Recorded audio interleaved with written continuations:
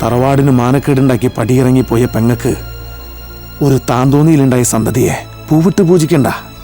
പക്ഷെ ഒരു പുഴുത്ത പട്ടിയോട് കാണിക്കുന്ന ദയ പോലും കാണിച്ചില്ല.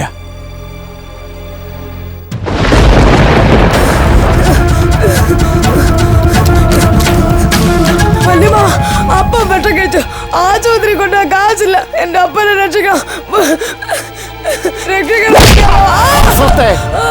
ആരാടാ നിന്റെ വല്യമാവൻ? ഈ തറവാടിന് മാനക്കേടുണ്ടാക്കാൻ അപ്പനെ രക്ഷിക്കാൻ ഔദാര്യം ചോദിച്ചുകൊണ്ട് വന്നിരിക്കണോ? നരകിച്ച് ചാവണവൻ. അതിനും വേണ്ടിയിട്ട് തന്നെ കയ്യിൽ നിന്ന് കാശും കൊടുത്ത് കയ്യും കാലും തല്ലി ഒടിച്ചിട്ടിരിക്കണേ. നോക്കി നിൽക്കാതെ പിടിച്ച് പടിക്ക് പുറത്തേക്ക് ആ പട്ടിടാ മോനെ. ഇങ്ങോട്ട് പോടാ. അവകാശം ചോദിച്ചു കയറി വന്നിരിക്കാം.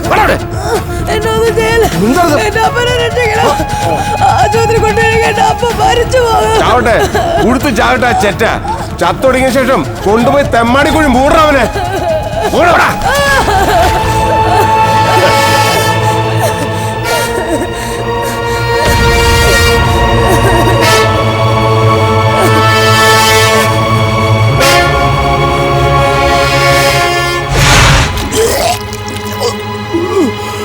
അയ്യോ, അമ്മേ, അയ്യോ, എനിക്കിത്തിരി വെള്ളം കുടിക്കാൻ തരോ? വയറുവേദന എടുക്കണ എനിക്ക്. അയ്യോ, എന്നെ വിളിക്ക്. ഈ കാലിൽ നില കെട്ടിട്ടാക്കണേ, അത് തളർന്നതല്ലേ മോനെ? ലക്ഷ്മിക്കുട്ടിയെ, അമ്മ അപ്പൻ എങ്ങനെയുണ്ട് ഡോക്ടർ? എന്റെ ഇത്രയും കാലത്തെ എക്സ്പീരിയൻസിനിടയിൽ ഇങ്ങനൊരു കേസ് ആദ്യമായിട്ടാ. ഇത്രയും ഹെവി ഡോസ് പോയിസൺ അകത്തിയെന്ന സ്ഥിതിക്ക് ഒരു സാധാരണ മനുഷ്യന്റെ ആരോഗ്യം വെച്ചിട്ട്. പക്ഷെ ഇത് മകനെ കാണുന്നു പറയുന്നുണ്ട്. അയ്യോ,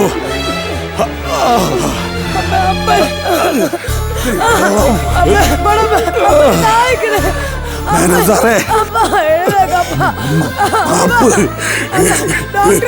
അയ്യോ, അപ്പന്റെ മോൻ. അയ്യോ, അപ്പന് പകരക്കാരനാവണമെന്ന് കാണാൻ പറ്റാത്തോണ്ടാ ഇങ്ങനെ ഭാരായിട്ട് കിടക്കണ്ടെന്ന് വിചാരിച്ചിട്ടാ അപ്പോൾ ഇത് ചെയ്തത്. ഇതൊന്നും കെട്ടലിക്ക് ലക്ഷ്മിക്കുട്ടിയെ. വേണോ സാറേ, പാപ്പ് കെട്ടലിക്ക്. അയ്യമ്മോ, അയ്യോ, അപ്പന്റെ മോൻ അപ്പനെ പോലെ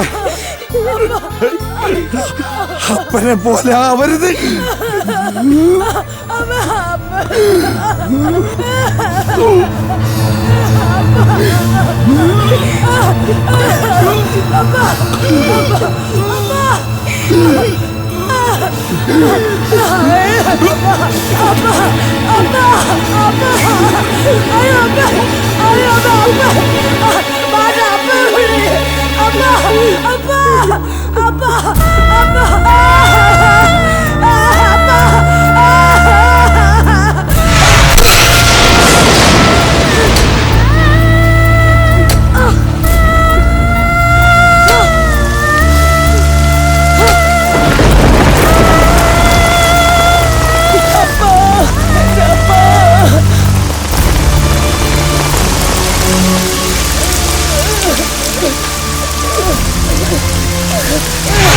ലക്ഷ്മിക്കുട്ടിയെ,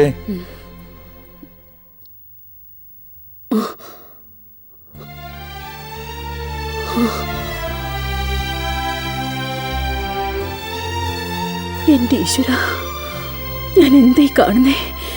ഗോവിന്ദേട്ടനോ? ഏട്ടനിരിക്കെ. വേണ്ട, കിടന്നോളൂ. കാര്യമായിട്ട് കിടത്തം തന്നെയാ. പണ്ട് ഈശ്വരൻ പോലും കൈവിട്ടപ്പോ പിടിച്ചു നിൽക്കാനുള്ള പരക്കമ്പാച്ചിലിനിടയിൽ ശരീരത്തിന് മാത്രല്ല മനസ്സിന് ഏറ്റിട്ടുണ്ടല്ലോ ഒരുപാട് പെരുക്കുകള്. മരുന്നുകൊണ്ട് അത് മാറില്ല എന്ന് കണ്ടപ്പോ അമ്മയോട് ആ ഈശ്വരൻ തന്നെ കൽപ്പിച്ചതാ ഇടയ്ക്കിടയ്ക്ക് ഇങ്ങനെ അങ്ങോട്ട് വിശ്രമിച്ചോളാൻ. എന്തിനാ കരയണേ? അക്കാലം കഴിഞ്ഞില്ലേ. എന്തു തന്നെ ആയാലും ഇവനെ പോലെ തൻ്റെ ഇടവും പ്രാപ്തിയുള്ളൊരു മോനെ ഈശ്വരൻ തന്നില്ലേ നിനക്ക്? അതിന് നന്ദി പറയുക. ഇനി ഇവിടുന്ന് അങ്ങോട്ട് നീയും നിന്റെ മോനും ഒറ്റയ്ക്കാണെന്ന് തോന്നല് വേണ്ട. ഈ ഏട്ടനുണ്ടാവും കൂട്ടിന്.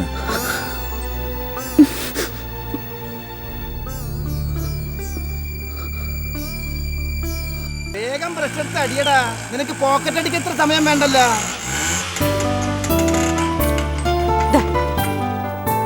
എന്താടാ രാവിലെ തന്നെ ഒരു പഞ്ചായത്ത് കിണർ തൂക്കിപ്പിടിച്ച് പോലീസ് സ്റ്റേഷനിലേക്ക്, കോഴിക്കച്ചവടം പോലീസ് സ്റ്റേഷനിലേക്ക് മാറ്റിയാ? അയ്യോ, അങ്ങനെ ഒരു അഴിച്ചുപണി വേണോ സാമിയേട്ടാ? വേണ്ടേ? വേണം. അല്ല, സാമിയേട്ടന് സുഖം തന്നെയാണോ? ഉള്ളത് പറയാലോ, ഈ സ്വാമിയേട്ടൻ ജീവിതത്തിൽ രണ്ട് തവണ തോറ്റിട്ടുള്ളൂ. ഒന്ന് 8ാം ക്ലാസ്സിലും, പിന്നെ ദാ ഇപ്പോ ഈ സ്നേഹത്തിന്റെ മുമ്പിൽ. ശരണമയ്യപ്പ. അതെന്റെ ഡയലോഗാണല്ലോ. പക്രു,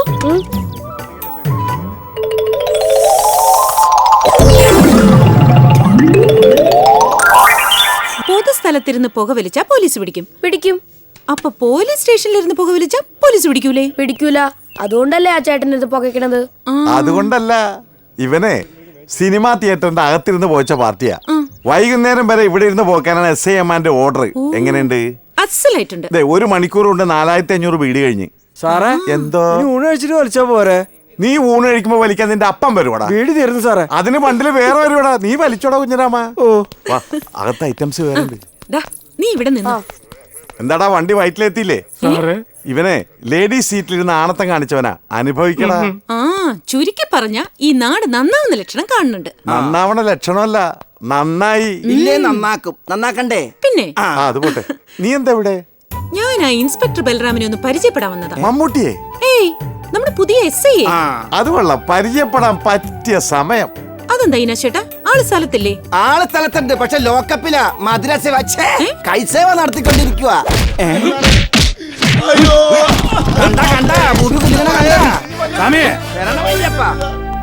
അകത്തുള്ള പഞ്ചാരടിയന്മാർക്ക് ഒരു 5 കിലോ പഞ്ചാര വാങ്ങി കൊടുത്തേക്ക്, കുത്തിയിരുന്ന് തിന്നട്ടെ. നമസ്കാരം, ഞാൻ മണ്ഡലം പ്രസിഡന്റ് ഉഗ്രൻ. താൻ ഉഗ്രനാണോ അല്ലെന്നുള്ളത് മണ്ഡലംകാര് തീരുമാനിക്കും. വന്ന കാര്യം പറ. ഈ നിൽക്കുന്ന കക്ഷി ഇരിക്കുന്ന കക്ഷി എനിക്ക് വേണ്ടപ്പെട്ട ആളാ. എന്റെ സ്വന്തം റിസ്കിൽ ഇയാളെ ഇറക്കി വിടണം.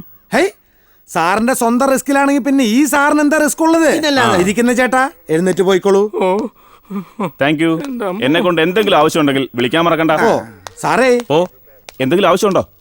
സാമി, ആ പൊസിഷൻ ഒന്ന് കാണിച്ചു കൊടുത്തേ. ഇങ്ങനെ പത്മാസനത്തിനും പൂർണ്ണാസനത്തിനും മധ്യ ഇരുന്നോളൂ. പക്ഷെ ഇരിക്കുമ്പോ അവൻ അവന്റെ ആസനത്തിലേക്കായിരിക്കണം ശ്രദ്ധ. അല്ലെങ്കിൽ മണ്ഡലം കീറും, പരിസരം നാറും. ദേ, ഞാൻ മണ്ഡലം പ്രസിഡന്റാ. നീ മണ്ഡലാണെങ്കിൽ ഞാൻ മകരവിളക്കായിരിക്കും. ശരണമയ്യപ്പ, മണ്ഡലം കീറി. ഹലോ, എന്താ ഇവിടെ? അവന്മാര് പിന്നെയും വന്നു അങ്ങാടിയിലെ സർക്കസിന്. ഏയ്, അവന്മാരല്ല, ഇനി അവന്മാരുടെ അപ്പാപ്പന്മാര് വരില്ല സർക്കസിന്. അപ്പൊ അതിന്റെ ഒരു സന്തോഷം പങ്കുവെക്കാൻ മുത്തശ്ശി പറഞ്ഞു വിട്ടതാ എന്നെ. പൊതുവെ സാറന്മാർക്ക് സന്തോഷം എന്ന് പറഞ്ഞാൽ ചിക്ലിയാണെന്നറിയാം. പക്ഷേ അതിന് ഗൗരിയെ കിട്ടില്ല. അപ്പൊ മുത്തശ്ശി പറഞ്ഞു, പണമായിട്ട് വേണ്ട, പലഹാരമായിട്ട് കൊണ്ടു കൊടുത്താ മതിന്ന്. മാത്രമല്ല, സാറിന്റെ കാഞ്ഞിരക്കുറ്റി പോലുള്ള തടി കണ്ടാലറിയാം ആളൊരു തീറ്റപ്രാന്തനാണെന്ന്. അല്ലേ സമേട്ട? അപ്പൊ ഈ ചിക്കൻ കൊണ്ടുള്ള അല്ലറ ചില്ലറ ഐറ്റംസ്. പക്രു, അതിനെ കൊണ്ട് വാടാ. ശരി ചേച്ചി.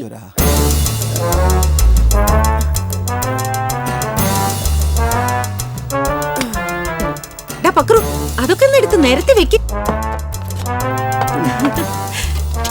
ഇത് ചിക്കൻ ചില്ലി, ഇത് ചിക്കൻ ഫ്രൈ, ഇത് നല്ല നാടൻ ചിക്കൻ കറി, പിന്നെ അപ്പം, ചപ്പാത്തി, നല്ല കുത്തരിച്ചോറ്. പെട്ടെന്നായതുകൊണ്ട് ഇത്രയൊക്കെ ഒത്തുള്ളൂ. ഇനി ഇടിയൻ സാർ ഒറ്റ ഇരിപ്പിന് ഇതൊക്കെ ഒന്ന് ഫിനിഷ് ചെയ്തേ. ഇതൊക്കെ ആരുണ്ടാക്കിന്ന് പറഞ്ഞേ? ഗൗരി. അതാരാ? ഞാനാ. അപ്പൊ ഞാൻ ഉണ്ടാക്കിന്ന് പറഞ്ഞാ പോരെ? എന്തായാലും ഇതൊക്കെ ഇത്രയും ദൂരം താങ്ങി പിടിച്ചു കൊണ്ടുവന്ന സ്ഥിതിക്ക് മുത്തശ്ശിരെ മോളെ കസേരയിലൊന്നും ഇരുന്നാട്ടെ. വേണ്ട സാറേ, ഞാനിവിടെ നിന്നോളാം. പറഞ്ഞത് കേട്ടാ മതി. നീ നിന്നാ മതി, മേശ അത്രേ ഉള്ളൂ. ഒരു അത്ഭുത ദ്വീപ്. ഇനി ഓരോന്നായിട്ട് മോളെടുത്ത് ടേസ്റ്റ് ചെയ്തേൻ. അയ്യോ, ഞാനിതൊക്കെ ടേസ്റ്റ് ചെയ്തിട്ടാ കൊണ്ടുവന്നേ. എന്നാലിത് നോക്കൂന്നേ. ആ, എങ്ങനെയുണ്ട്? ഉണ്ടല്ലോ. ഇനി മുത്തശ്ശിയുടെ മോളും വല്യപ്പനും കൂടി ആ ബോർഡൊന്ന് വായിച്ചു നോക്കിയൻ. പാരിതോഷികം വാങ്ങുന്നതും കൊടുക്കുന്നതും ശിക്ഷാർഹം ആണല്ലോ. ആ, എങ്കിൽ ഒരു 5 മിനിറ്റ് സമയം തരാം. ആ സമയം കൊണ്ട് ഇതെല്ലാം ഒരു എല്ലുപോലും ബാക്കി വെക്കാതെ മുഴുവനും തിന്ന് തീർത്തോളണം.